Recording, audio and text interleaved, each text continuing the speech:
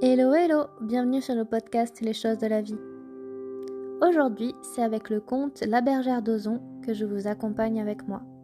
L'histoire est fort ancienne mais véridique, chacun la conte à sa façon. Il était une bergère, et rond, petit patapon. Il était une bergère en train de garder ses moutons, non loin de la muraille entourant Ozon, forte cité perchée sur une butte entre de larges ravins. La bergère pleurait amèrement à cause d'un gros chagrin. La veille au soir, rentrant ses bêtes dans la ville, elle avait vu son amoureux, un jeune charpentier, rire avec une autre fille, pire encore, lui promettre de l'emmener danser au bal le prochain dimanche. Elle pleurait si fort, la bergère, qu'elle n'entendit pas l'inconnu approcher. Par bonheur, le chien de garde aboya avec force, et elle tourna la tête en reniflant. Devant elle, un grand moine s'immobilisait, barbu, un bâton à la main, en robe de bure, la capuche sur la tête, en dépit de la chaleur du jour. « Retiens ta bête, demanda l'homme. Elle va me dévorer tout cru. Excusez-la, mon père. Toujours reniflant, la bergère appela le chien. L'homme s'assit près d'elle. Tu permets que je me repose un peu ? Il expliqua qu'il était en route pour Saint-Jacques-de-Compostelle. D'autres pèlerins l'accompagnaient. Ils attendaient plus loin, attardés à cause d'un malade. Tu habites une bien belle ville, bergère. De la tête, il désignait la cité, dont on apercevait au-dessus des remparts l'église trapue, le château fort, ainsi que des maisons de pierre brune disposées en terrasse, certaines entourées de verdure. Oui, mon père. Et une ville riche, n'est-ce pas ? Une bonne ville, comme dit le roi de France, avec ses privilèges, sa milice, sa municipalité, ses marchands. Elle a aussi ses pauvres gens, mon père. D'accord. Tu sais, mes compagnons et moi, nous nous attarderons bien à Ozon une semaine. On peut y entrer facilement, j'espère. Oui, mon père, mais 2 jours seulement. La nuit, les portes sont fermées, et chaque homme valet de la cité monte la garde à son tour sur les remparts.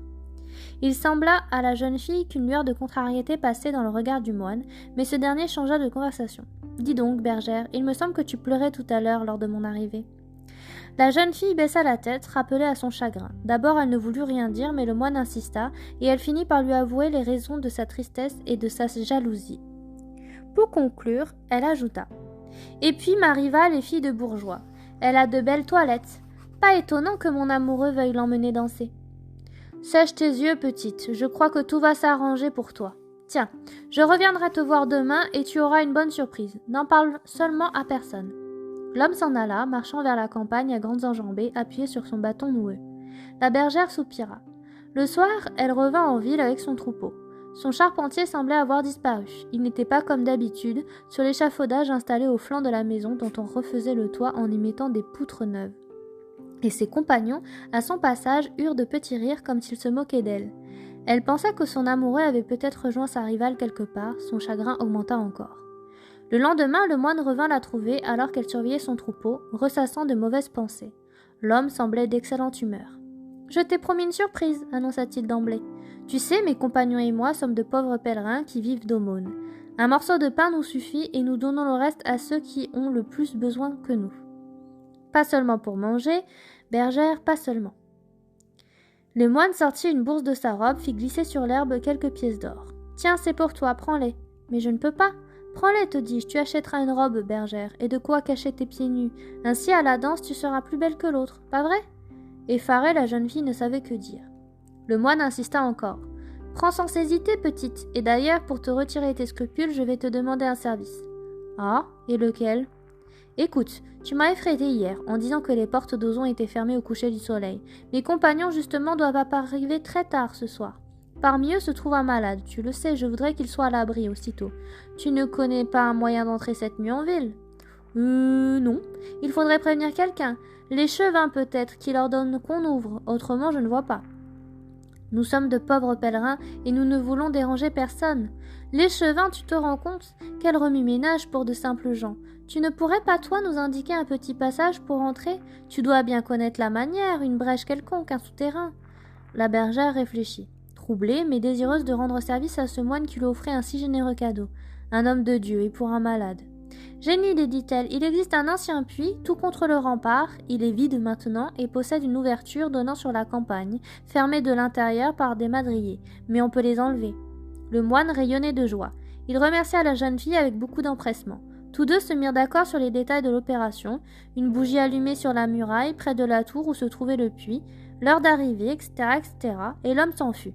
La bergère passa la fin de la journée à penser aux beaux atours qu'elle allait pouvoir acheter, à imaginer l'effet qu'elle produirait en arrivant à la danse, à la réaction de son amoureux. En rentrant dans la ville le soir, elle évita de passer devant le chantier où travaillait le charpentier, gagna sa bargerie, s'occupa de ses bêtes et attendit la nuit sans voir personne. Lorsque le ciel s'obscurcit au-dessus d'Ozon, la bergère sortit hors de chez elle. Elle se glissa le long des ruelles et des jardins vers la muraille comme convenu. Soudain, elle entendit qu'on l'appelait. Elle sursauta, reconnut son amoureux, voulut fuir pour l'éviter, mais le charpentier la rattrapa vite. « Muguette, écoute-moi. J'étais inquiet, nous ne t'avions pas vu rentrer ce soir. »« Et alors, qu'est-ce que ça peut te faire ? Tu n'es pas au courant ? Il paraît que des routiers anglais rôdent dans les parages. On les a aperçus dans les bois de Saint-Martin et des paysans sont même venus se réfugier en ville. » La bergère sentit son cœur battre très fort, surtout que le charpentier ajoutait à voix basse « Muguette, je t'aime. J'ai été bête l'autre jour avec la Margot, mais je me suis expliquée. Je lui ai dit que c'est toi que j'emmènerai danser ce dimanche. » Des larmes de bonheur lui vinrent aux yeux, mais tout à coup elle réalisa « Ciel, viens vite !» Ils coururent ensemble, grimpèrent sur les remparts. D'abord ils ne virent rien, et puis tout à coup aperçurent les silhouettes avançant en silence vers la cité. Bardés de fer, la lourde épée ou la hache de guerre en main. À leur tête marchait un grand moine barbu. La bergère étouffa un cri, comprenant quel malheur elle avait failli causer. « Les routiers !» murmura le charpentier. Sans plus attendre, il se précipita vers le poste de garde le plus proche, en hurlant aux armes. Il ne fallut pas longtemps pour que le tocsin se mette à sonner. C'étaient bien les routiers anglais, une bande forte de centaines de soldats, de déserteurs et de bandits, de grands chemins comme il en existait tant à une époque de guerre incessante. Une guerre si longue qu'on appellera plus tard la guerre de 100 ans. Et les routiers, furieux d'avoir manqué d'entrer en ville par la ruse, décidèrent d'en faire le siège et de la réduire par la famine. Cela ne prendra pas longtemps, pensait-il. Ozon résista pourtant de longs jours, vidant ses greniers, ses jardins. Très vite, la bergerie perdit ses moutons, mangeait les uns après les autres. Les habitants de la cité allaient souvent sur les remparts, regardant les tentes anglaises, les feux de camp, les soldats à l'affût. Ils sont toujours là, et aucun secours ne s'annonce. Les armées du roi ont bien d'autres soucis. Nous allons tous mourir de faim. Quelques-uns commençaient à faiblir. Et si l'on ouvrait les portes, peut-être qu'une rançon suffirait à les faire partir ? Jamais, répliquaient les autres, ils nous tueraient tous, résistons. Les jours passèrent, de plus en plus difficiles. Un matin, l'échevin convoqua la population sur la grande place. Homme de belle prestance, il déclara d'une voix solennelle. « Jean d'Ozon, à vous de décider ce qu'il y a lieu de faire. Nos vivres sont épuisés, il ne nous reste en tout et pour tout qu'un seul cochon vivant et le fond d'un sac de blé. Que chacun s'exprime. » Aussitôt, un brouhaha s'éleva sur la place. Tous voulaient parler à la fois et plus fort que le voisin. De la longue discussion, il ressortit que la ville était partagée en deux camps. Ceux qui voulaient se rendre et ceux qui voulaient tenter de sortir en masse, y compris femmes, enfants et vieillards, afin de forcer le siège et de gagner les bois où les survivants pourraient se cacher et trouver quelque nourriture, sans parler des indécis. La bergère hésita longtemps avant de lever la main pour demander la parole. Tous les regards se fixèrent sur elle. « Parle » commanda l'échevin. « Eh bien voilà » commença la jeune fille d'une voix timide. « J'ai une idée.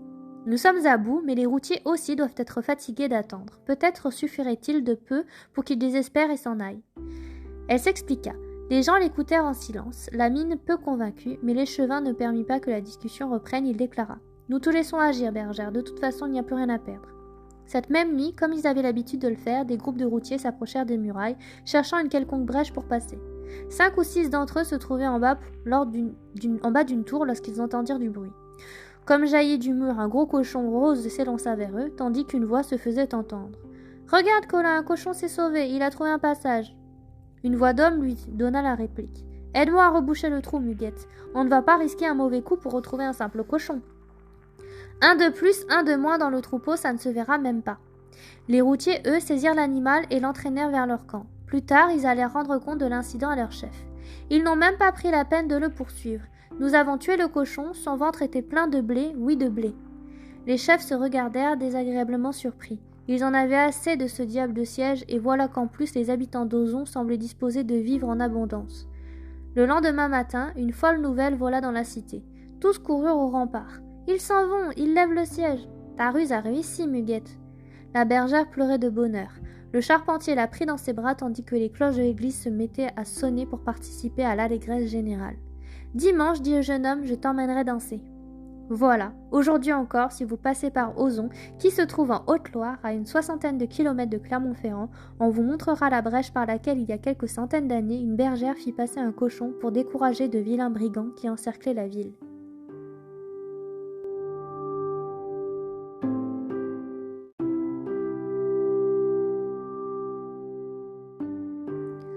Le deuxième conte s'intitule L'homme de pierre. Regardez-le, pétrifié dans le rocher de la montagne, près de Salers, entre le puits Granisier et la crête de Chavaroche. Il était une fois, au bord de l'Aspre, une bergère nommée Viviane la Blonde et un bouvier du nom d'Yvain le Brun. Ces deux-là s'aimaient d'amour tendre et si grand et si beau qu'on le citait en exemple dans toute la contrée, comme ailleurs on parle de Tristan et d'Iseux ou d'Héloïse et d'Abélard. Ce soir-là, il y avait fête au bord de la rivière, festin et danse. La première bourrée lancée par les cabretaires et les joueurs de vieilles furent virés par les deux amants qu'accompagnaient les cris joyeux de l'assistance, les claquements de mains et de sabots. La joie régnait dans les cœurs car on célébrait les fiançailles de Viviane et d'Yvain. Quand la danse cessa, les jeunes filles entourèrent en riant la bergère et le jeune bouvier s'écarta un peu des feux pour savourer un instant son bonheur. Soudain, levant la tête, il aperçut Viviane qui l'appelait. Étonné de la voir là, il avança pourtant vers elle, qui lui prit la main et l'entraîna sans rien lui dire. Il la suivit, son étonnement ne faisait que grandir, car sa fiancée lui paraissait en ce moment-là à la fois semblable et différente des autres jours. Peut-être plus belle encore, mais avec au fond des yeux un regard trouble comme irréel. Bien sûr, la main qui serrait la sienne n'était pas celle de Viviane. En train d'écouter en rugissant les plaisanteries des autres bergères. Non, cette main appartenait à une fade, la reine des fées de la montagne, amoureuse de lui depuis longtemps déjà et qui voulait le prendre ce soir même. Yvain ne se doutait de rien, marchait toujours. Le couple arriva au seuil d'une caverne, pénétra à l'intérieur. Yvain s'arrêta, saisi. La caverne était un palais illuminé où les pierres des murs brillaient, comme des diamants, et çà et là se dressaient des tables couvertes de victuailles et des meubles précieux. Au sol s'étalaient des tapis, des fourrures. Devant leur reine, des fées servantes s'inclinaient, prêtes à la servir. « Où suis-je » demanda Yvain. « Bois d'abord, dit la fade. » Sans se rendre compte de ce qui se passait, le bouvier saisit une coupe tendue et la porta à ses lèvres. La coupe contenait un philtre d'amour. La tête lui tourna ses yeux et s'élargirent. « Viens, dit la reine des fées en souriant. » Elle l'entraîna sur un divan profond, le fit manger et boire des mets délicieux, des boissons exquises. Yvain ne savait plus ni où il était ni ce qu'il faisait. La fée lui demanda alors « Aimes-tu toujours Viviane ?»« Je n'aime que toi, » répondit le bouvier. « Qui est cette Viviane dont tu parles ?» La fade le regarda d'un air satisfait. « Voilà qui est bien, dit-elle. Suis-moi maintenant. Assez mangé et assez bu, nous allons célébrer nos noces sur la cime du puits Chavaroche. » À nouveau, elle l'entraîna, joyeuse de sa facile victoire. L'air frais de la nuit d'automne saisit Yvain. Il tressaillit, s'arrêta, respira à plein poumon, prit sa tête entre ses mains, mais la fée le pressa. « Dépêche-toi, dit-elle, regarde comme je suis belle, suis-moi. » Ébloui, il reprit sa marche. Mais tout en escaladant le puits, il sentait la raison lui revenir peu à peu. Il murmura « Viviane ». La fée ne l'entendit pas. Ils arrivèrent au sommet du mont. Le ciel d'automne brillait de toutes ses étoiles. Au loin, très loin, un chien aboyait comme une plainte et un appel. Yvain reconnut. Il aurait reconnu entre mille la voix de son propre chien. On devait le chercher maintenant. L'image de Viviane traversa son esprit. Il revit la fête. La bourrée dansait au bord de l'Aspre, sa douce amie et son tendre regard. « M'aimes-tu toujours » demanda la reine des fées. Elle tourna vers lui un visage radieux et attirant. « J'aime Viviane » cria le bouvier.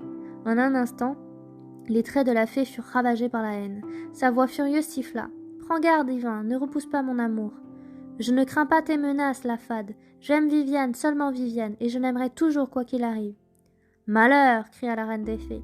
Là-bas, dans la vallée, les paysans cherchaient Yvain, portant des torches. Viviane pleurait, soutenue par ses compagnes, mais marchait avec vaillance, guidée par l'abri, le chien du bouvier. Soudain, ils entendirent vers les sommets comme des coups de tonnerre immenses. Le puits Granisier parut chanceler, une crevasse se creusa à sa base, un torrent de feu en jaillit, et puis il y eut une deuxième secousse, ébranlant le grand Chavaroche. Viviane criait les bras tendus vers les sommets. C'est seulement au matin, le calme revenu, que les paysans reprirent leur recherche. Tandis qu'ils montaient, le soleil éclairait un nouveau paysage, la montagne transformée, différente. À un moment donné, le chien d'abri s'arrêta et se mit à hurler. Ils levèrent les yeux et aperçurent sur la paroi rocheuse une silhouette de pierre figée pour l'éternité, Yvain qui préféra mourir plutôt que de trahir Viviane.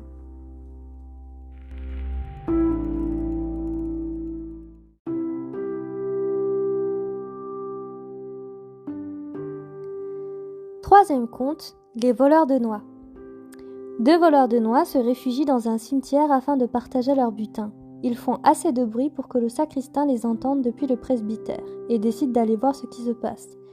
C'est la nuit. Le sacristain aperçoit parmi les tombes 2 silhouettes qui lui semblent effroyables. Elles ont l'air de compter. Et l'homme les entend dire « Une pour toi, une pour moi, une pour toi, une pour moi ». Effrayé, le sacristain s'enfuit, va trouver le curé, tremble en lui confiant la chose à sa façon. « J'ai vu le bon Dieu et le diable tous les deux au cimetière, je vous l'assure, ils étaient en train de se partager les âmes des morts. » Le curé lève les bras au ciel, mais l'autre insiste tant qu'il finit par le suivre. Ils s'approchent tous les deux doucement du triste lieu où l'on enterre les humains, mais n'en franchissent pas l'entrée, se contentent de prêter l'oreille. À ce moment, les voleurs ont fini de compter le nombre de noix de 2 sacs disposés devant eux, et l'un d'entre eux demande à son compagnon « Va chercher les 2 autres qui sont derrière le mur. » Croyant qu'on parle d'eux, le curé et le sacristain s'enfuient épouvantés. Ils courent encore.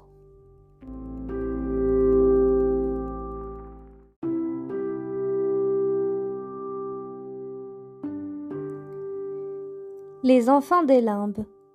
Avant la levée du jour, un vigneron s'en va travailler à sa vigne. Soudain, dans la semi-clarté qui baigne la campagne, il voit autour de lui de tout jeunes enfants, pâles, vêtus de blanc, qui se pressent et chantent d'une petite voix triste. « Ce n'est pas le tien, c'est le mien. Ce n'est pas le tien, c'est mon parrain. » Le vignon ouvre de grands yeux mais comprend vite. Il se penche vers le ruisseau, prend de l'eau dans ses mains, en asperge tous les enfants, criant en même temps des paroles de baptême qui lui reviennent en mémoire. Les enfants sourient, transfigurés, et s'éloignent heureux, criant de grands merci à l'homme qui les regarde disparaître. Ce sont des enfants morts avant le baptême, sortis des limbes, errant sur la terre, dans l'attente d'une âme charitable qui les baptise et leur permet ainsi d'atteindre le paradis.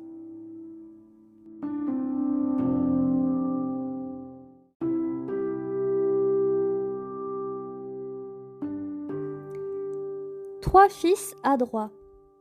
Ne pouvant les nourrir, un père envoie ses 3 garçons gagner leur vie dans le vaste monde. Les années passent et les enfants reviennent. Ils reviennent tous 3 le même jour, vaillants, contents. Le père est plein de joie de les revoir. « Pour fêter votre retour, leur dit-il, je vais vous faire une omelette. »« Laisse, dit l'aîné des fils, je suis cuisinier, c'est moi qui ferai l'omelette. Toi, mon père, reste devant la porte de la maison, une grande assiette à la main. » Le garçon fait cuire ses œufs dans la poêle. Au moment où l'omelette est à point, il donne un petit coup sur le manche de son ustensile. L'omelette s'envole comme une crêpe, passe dans le conduit de la cheminée et retombe devant la maison, dans l'assiette du père. Celui-ci s'émerveille de tant d'adresse. Mais voilà que passe un cavalier sur le chemin. L'homme demande « Mon cheval est déferré, qui pourrait m'aider à lui remettre un fer ?»« Moi, dit le deuxième fils, je suis forgeron, reculez un peu s'il vous plaît, et puis lancez votre cheval au galop devant moi. » Le cavalier, quoique étonné, obéit, et le deuxième fils, vif comme l'éclair, faire le cheval au passage sans même qu'il ne s'arrête. Le père s'émerveille à nouveau, alors éclate un orage. Ce sont des grêlons qui commencent à tomber à verse. Le plus jeune fils sourit. « À mon tour de vous montrer ce que je sais faire, dit-il. Il attrape un bâton, s'élance, frappe les grêlons si vite et si fort qu'aucun d'entre eux n'arrive plus à toucher terre, et le père pleure de joie d'avoir 3 fils devenus si adroits.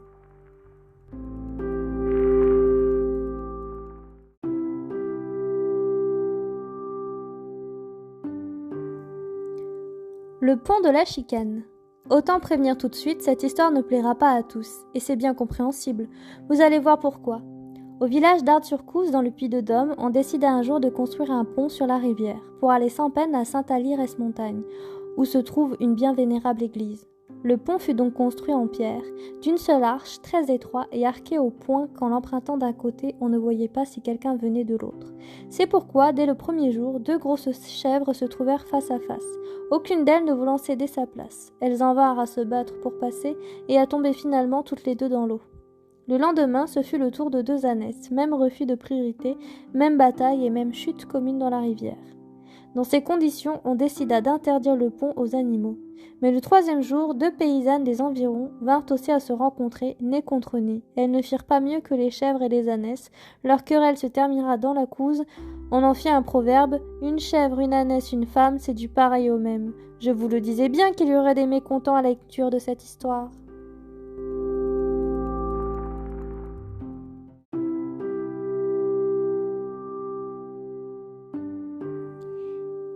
Et voici le dernier conte pour aujourd'hui, la comtesse Breyer.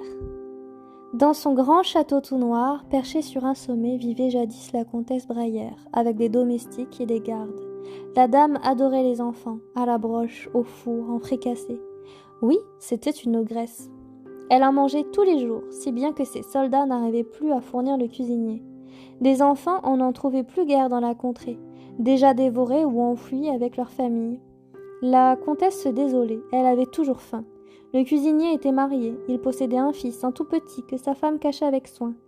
Hélas, un jour l'enfant s'échappa, déboula dans le corridor juste au moment où la comtesse passait. La dame s'exclama. Les domestiques attrapèrent l'enfant, qu'ils conduisirent aux cuisines.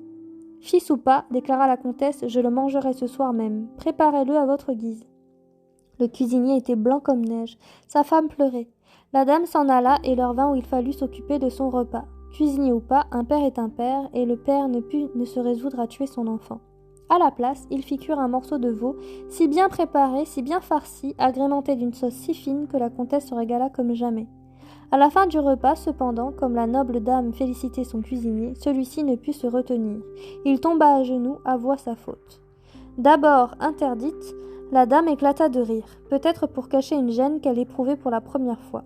Toujours est-il qu'après ce qu'on dit, qu'elle cessa de manger les enfants à compter de ce jour et se dévoua aux pauvres et aux déshérités. Comme quoi, il ne faut jamais désespérer de rien.